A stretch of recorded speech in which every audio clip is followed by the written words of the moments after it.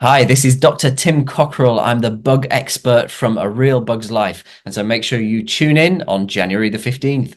Hey guys, it's me Jet, and as you may know, I love bugs and reptiles and all kinds of creatures, which is why I'm excited today to talk to Tim Cockerill, a bug expert on the National Geographic series A Real Bug's Life, streaming on Disney+.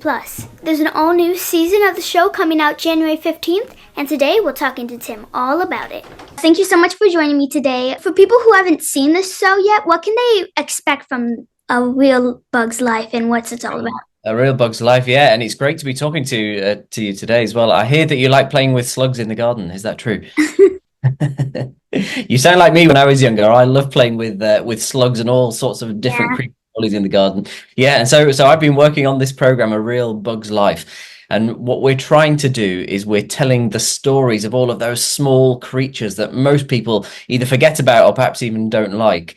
And we're producing, it's a documentary, so we're telling the true stories about all of these small creatures, but we're trying to bring them to life in a different way. And so we've been inspired by the old film A Bug's Life.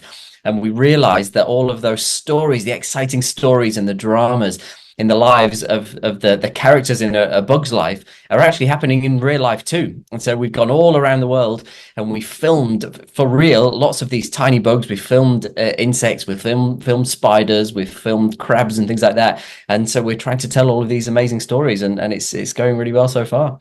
Picking up, because you get really close up videos, like really teeny tiny bugs, a Yeah. bunch of movement and everything, their journeys. How do you pull it off? I've seen definitely some recordings of documents of animals, but never this small. Yeah, yeah. And so this is the brilliant thing about doing things right at this time is that, of course, every year people are inventing brand new cameras and brand new lenses and new ways to film these things. And so this is the first time ever that we've been able to get up close and personal with these animals. And so it's partly a combination of this amazing technology that we've got now, the lenses that can get into these tiny, tiny spaces and film things in extraordinary detail, these special macro lenses. So yeah, that's the main thing that has allowed us to do this and tell these stories in a brand new way. Picking up on what you said about you being a kid and loving all that bug stuff, what really inspired you, especially at that young age, about bugs, and then going on into, I know Bugs Life, the movie definitely inspired, but just creating a documentary of all these little bugs.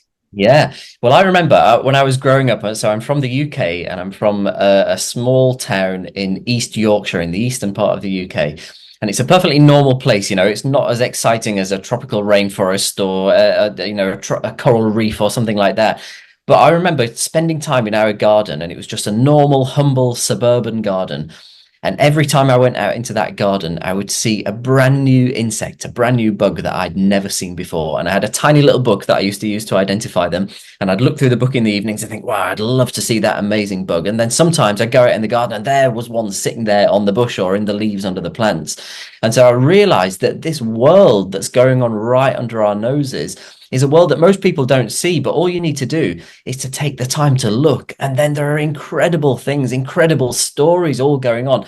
And most of these things as well, lots of people find them maybe even disgusting or ugly, but when you look at them closely, some of them are absolutely beautiful. We've got things that can fly through the air and perform acrobatic feats. We've got insects that are brightly colored. We've got shiny, beautiful metallic things and things that have amazing tricks up their sleeve as well. And so it was more that as soon as I took the time to look at them, then I realized there's this whole other world that opened up in front of me. And so I was hooked from that moment. And that was, well, many, many years ago. I won't tell you how many years, but I've been interested in bugs and studying them ever since. And what's your favorite bug? Oh, What do you see when you go outside? I really in the summer nights, there's lots of moths, specifically silk moths. They're one of my favorites. Very Great. It's really interesting. The whole study of bugs and everything is just so interesting. Big to small, they all have such complex lives, and yeah, it's really fun. Yeah, and there are lots of statistics. So like even the number of different types of insects that exist. Insects, just one group of bugs. When we say bugs, we mean insects, but then spiders and centipedes and millipedes and slugs and snails and crabs and lobsters, all of those kind of things together as bugs. But even just the insects, if you add up all of the species of every other type of animal. So all of the mammals, the things that we're closer related to, like, monkeys and deer and things like that. You can add together the birds, the reptiles, amphibians, fishes, all of the slugs and snails, worms, even the plants, even all the mushrooms, and all of those things added together don't come close to the number of different types of insects that exist. So there are more types of insect on planet Earth than everything else put together. And so it's one of the ways in which they're completely fascinating. Yeah.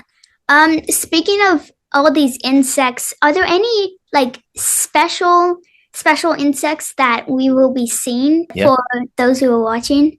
Yeah, we've got loads of really, really exciting things. Some of my favorite things from some North American forests, actually. And fireflies they've evolved this incredible way of flashing lights in their abdomen. So right at the very tip of these insects, they're closely related to, well, they're a kind of beetle. And they flash these lights on and off in order to signal to each other. And usually it's the males and females trying to find each other. But there's this one species of firefly called the femme fatale firefly, which has learned to mimic the flashing sequence of another species of firefly. And so she sits there and she attracts in these fireflies, and they're thinking that they're going to find a partner, they're going to find a girlfriend or a boyfriend. And then when they arrive, they get eaten. So she actually grabs hold of them. And so it's a fake signal. She's been tricking them into it. And so that's another amazing thing we see. There's a tiger beetle that we filmed on a beach in Borneo, and it's one of the fastest insects in the world, and it glides across the surface of the sand trying to hunt flies on the surface at the edge of the sea. And this is a beautiful species, and it's never been filmed before. It's the first time this has ever been filmed, the first time the behavior's ever been filmed. We had to pull out all of the tricks of the trade in order to film it. So yeah, loads of exciting things to see.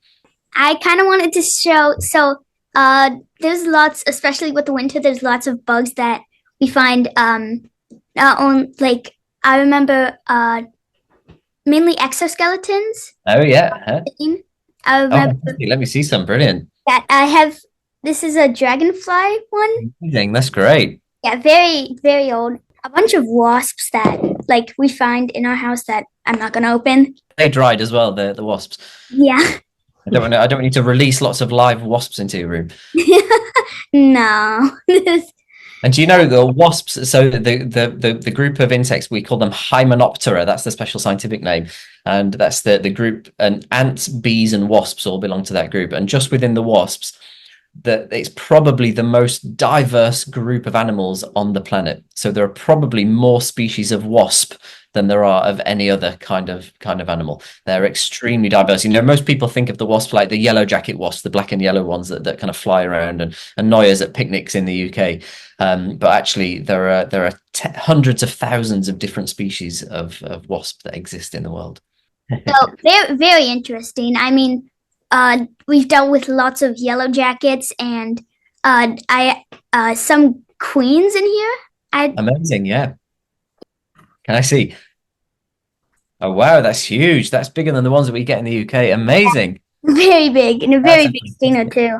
That's a fantastic specimen. Yeah, it's great to talk to someone who's enthusiastic about bugs. And so, have you got any ideas of what you want to do when you grow older? Do you want to work with bugs in some way, or do something completely different? Not very different, but I really want to study in herpetology, the study of amphibians and reptiles.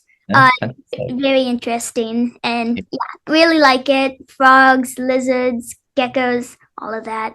Well, good luck with it all. Good luck with the herpetology. I'm sure you'll become a fantastic herpetologist. Yeah, well, thank you so much for talking with me, and I can't wait to watch the rest of the series on Disney Plus this January. And yeah, thank you. Great, thanks, Jet. It's been great to talk to you. Have a great time. Well, guys, that was my interview with Tim Cockerill, the bug expert, on the new series, A Real Bug's Life. And you can catch the all-new season streaming on Disney Plus on January 15th. Remember that there are bugs and insects all over the place, so be careful where you step. This is their world too. I'm Jet, thank you so much for watching, and I'll see you next time. Bye!